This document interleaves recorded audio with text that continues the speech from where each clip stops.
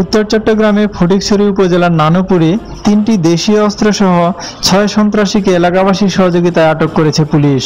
এ সময় তাদের কাছ থেকে ২টি দেশীয় শটগান, একটি খেলনা সদৃশ AK-22, ২টি কিরিচ ও ৮ রাউন্ড গুলি পাওয়া গেছে।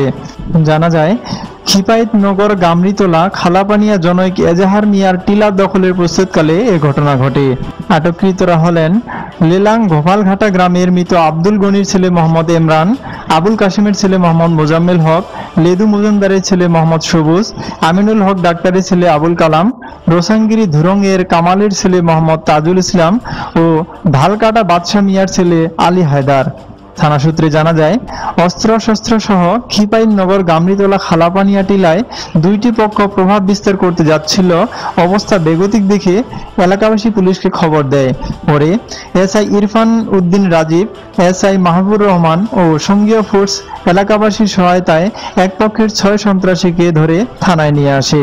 এ ব্যাপারে জানতে চাইলে চট্টগ্রাম উত্তর সহকারী পুলিশ সুপার আব্দুল্লাহ আল মাসুম ৭১ বাংলা টিভিকে বলেন, নানুপুর ইউনিয়নের গামারিতলা গ্রামের কালা পানিয়ার টিলা নামক একটি জায়গায় সেই টিলাতে ডোমিনেন্স প্রতিষ্ঠার জন্য ২টা পক্ষের মধ্যে উত্তেজনা বিরাজ করতেছিল। তো এ পর্যায়ে এলাকাবাসী অবস্থা বেগতিক দেখে পুলিশকে সংবাদ দেয়। সেই সংবাদের ভিত্তিতে থানা পুলিশ দ্রুত সেখানে গিয়ে উপস্থিত হয়।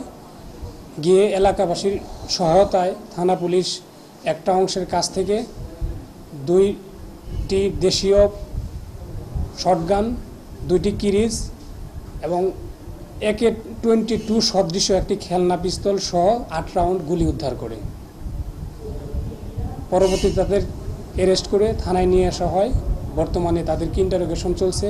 আরও যদি নতুন কোনো তথ্য এই অস্ত্র সংক্রান্তে বের হয়, এই অস্ত্র নিয়ে আমরা কাজ করব। পাশাপাশি তাদেরকে আইনের আওতায় আনার জন্য মামলা রুজুর প্রক্রিয়া চলছে। কালকে তাদেরকে কোর্টে ফরওয়ার্ড করা হবে। বিষয়টি এখনও তো আন্ডার ইনভেস্টিগেশন, সুতরাং এই মুহূর্তে এখনই বলা সম্ভব না এখানে কোনো পলিটিক্যাল বিষয়াদি ইনভলভড আছে কিনা, সেটা তদন্ত সাপেক্ষে বেরিয়ে আসবে।